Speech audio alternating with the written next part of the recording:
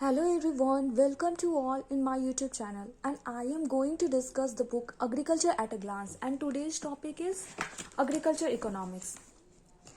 Okay economics से according to Smith के अनुसार इकोनॉमिक्स साइंस है ऑफ वेल्थ. ठीक है. फिर एग्रीकल्चर इकोनॉमिक्स, अगर हम लोग प्रिंसिपल ऑफ जनरल इकोनॉमिक्स को अगर हम लोग एग्रीकल्चर में अप्लाई करते हैं तो इसको एग्रीकल्चर इकोनॉमिक्स बोलते हैं. और ये टू टाइप होता है, एक मैक्रो इकोनॉमिक्स होता है, माइक्रो इकोनॉमिक्स होता है. माइक्रो मतलब स्मॉल इंडिविजुअल यूनिट पे अगर होगा तो वो माइक्रो इकोनॉमिक्स, और एकदम होल विद इकोनॉमिक्स को अगर हम लोग डील करते हैं, जैसे total production, total income, total employment होता है, तो इसको माइक्रो इकोनॉमिक्स बोलते हैं. ठीक है. फिर फादर ऑफ एग्रीकल्चर इकोनॉमिक्स कौन है? आदम स्मिथ है. ठीक है. फिर फैक्टर ऑफ प्रोडक्शन 5 होता है. एक लैंड होता है, लेबर होता है, कैपिटल, ऑर्गेनाइजेशन, एंटरप्राइजेस. ठीक है. लैंड एनीथिंग, कोई भी जो अर्थ की सरफेस के ऊपर है और फ्री है, और जो जिसे नेचर ने दिया है, और लैंड जो फिक्स्ड होता है. ठीक है. फिर लेवल एक एक्टिव फैक्टर होता है. ठीक है. Capital part of the wealth है जिसको हम लोग यूज करते हैं for regeneration of wealth.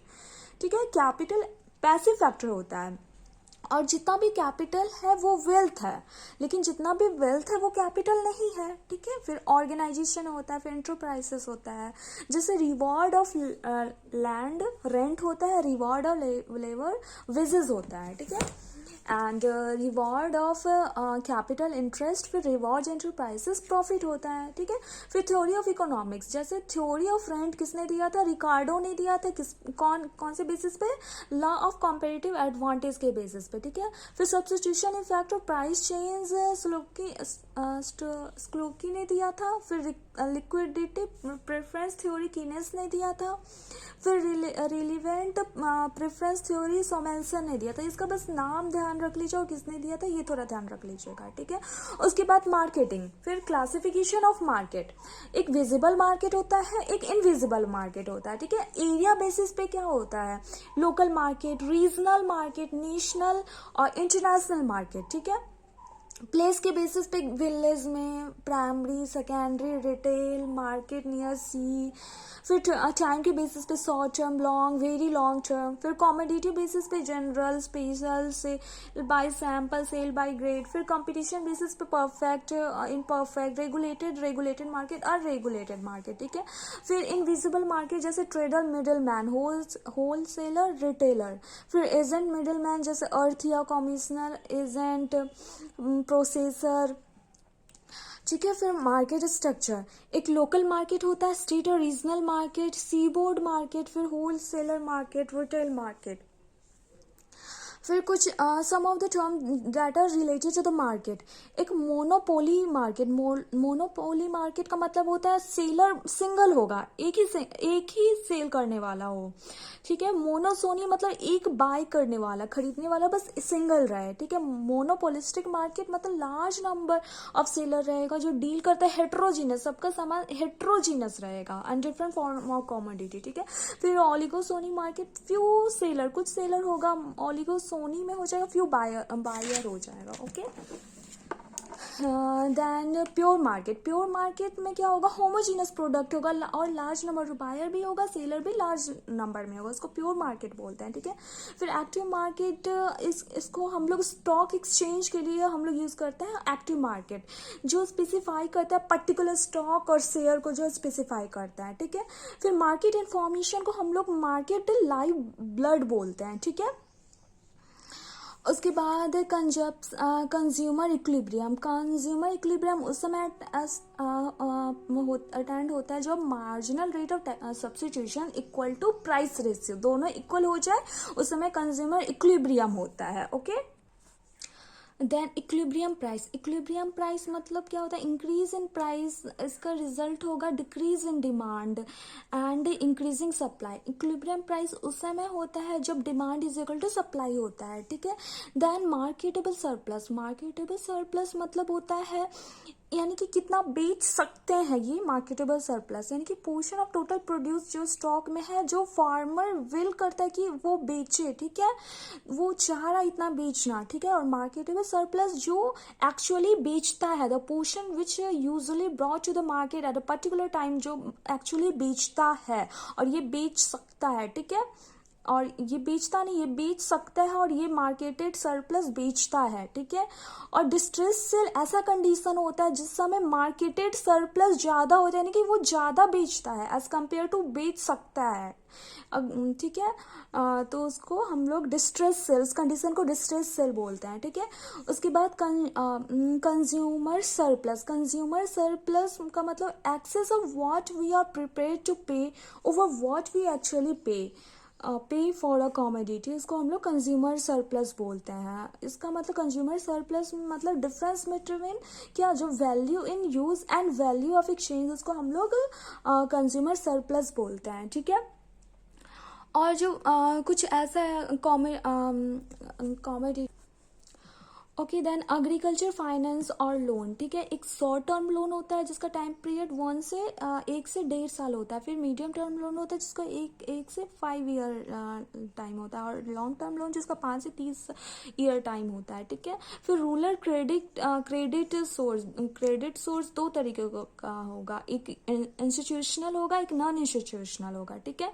Institutional जो कंट्रीब्यूट करता है 36% ऑफ द टोटल, और नॉन इंस्टीट्यूशनल कंस्टिट्यूट करता है 64% ऑफ द टोटल, ठीक है। इंस्टीट्यूशनल में एक बैंकिंग इंस्टीट्यूशन हो जाएगा, एक गवर्नमेंट एजेंसीज के द्वारा हो जाएगा, ठीक है। बैंकिंग इंस्टीट्यूशन में जैसे commercial bank, cooperative society.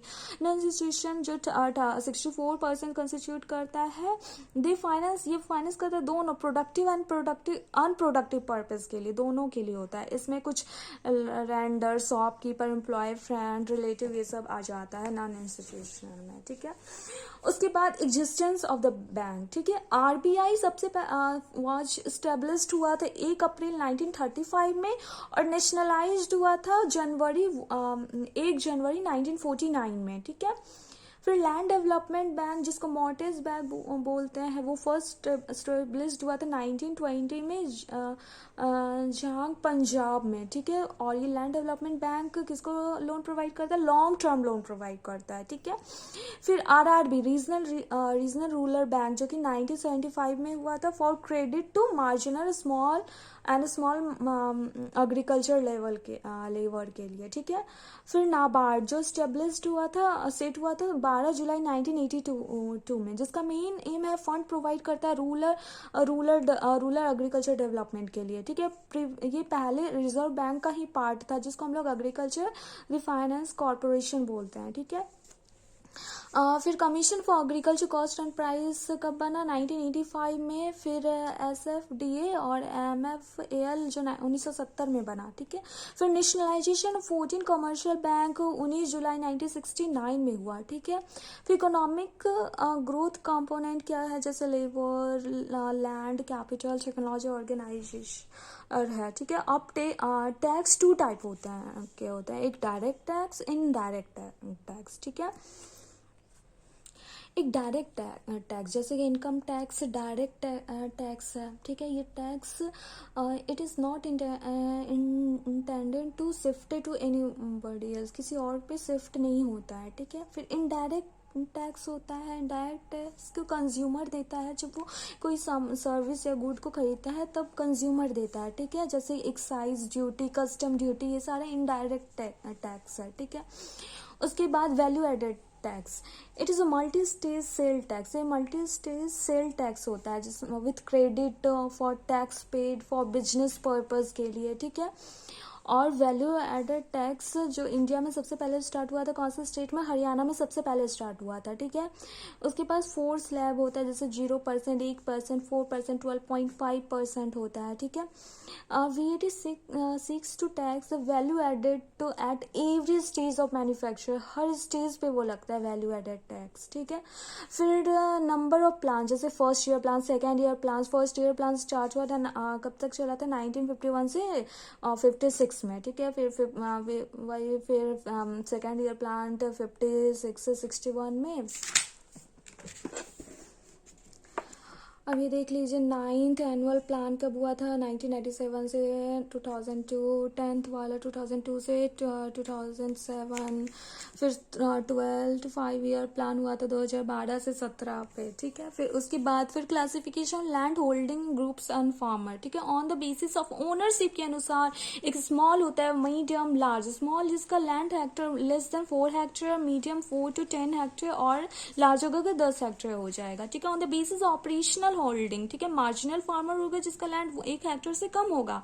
Small farmer होगा वो 1 to 2 hectare, same he. Medium हो जाएगा 2 से 4 हेक्टेयर, मीडियम 4 से 10, और लार्ज वाला 10 से ज्यादा हो जाएगा। तो क्लासिफिकेशन लैंड होल्डिंग दो भाग में बांटा, एक ऑनरशिप के बेसिस पे, एक ऑपरेशनल होल्डिंग के बेसिस पे, ठीक है।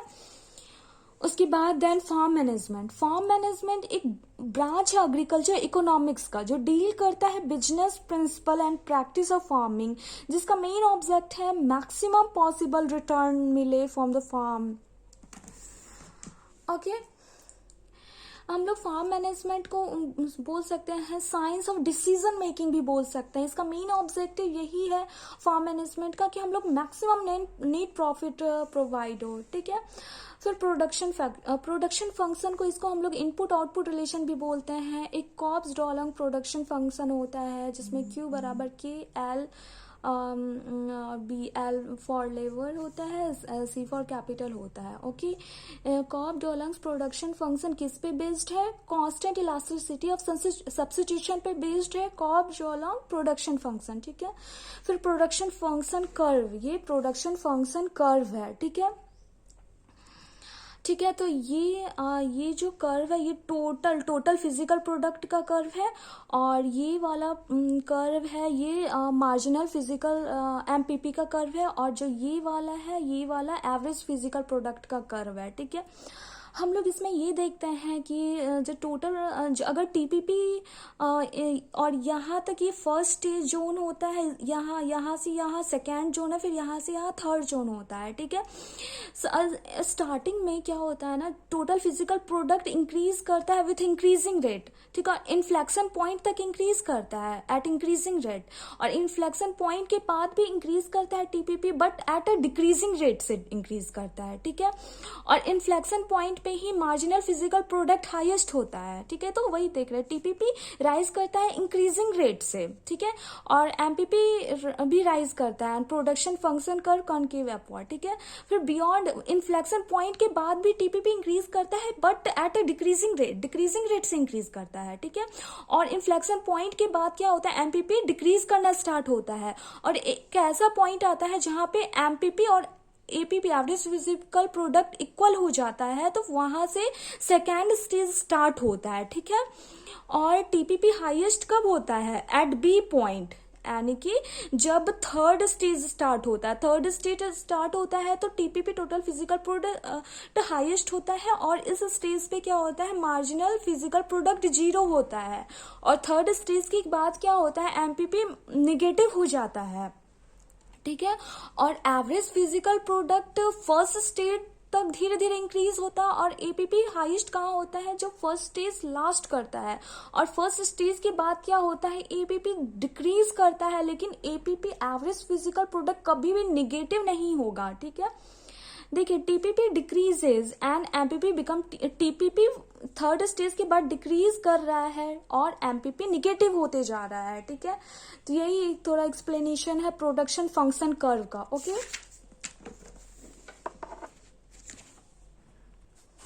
यही सब इसमें लिखा है, जब MPP APP इज इक्वल रहेगा, ठीक है, और APP फिर मैक्सिमम हो जाएगा जब MPP ज्यादा रहेगा, जो कि फर्स्ट स्टेज पे हो रहा था, तो APP इंक्रीज करते रहता है, ठीक है। लेकिन जब APP ज्यादा हो जाता है तो APP डिक्रीज करता है, लेकिन कभी वो निगेटिव नहीं होगा। एक लॉ ऑफ कांस्टेंट रिटर्न होता है, law of increasing return, law of diminishing return, ठीक है। जब इक्वल रहेगा तो वह कांस्टेंट रिटर्न, अगर ये दोनों ज्यादा रहेगा तो इंक्रीजिंग रिटर्न, कम रहेगा तो डिमिनिशिंग रिटर्न, ठीक है। फिर प्रोडक्शन फंक्शन का टाइप, ठीक है। Okay, bye.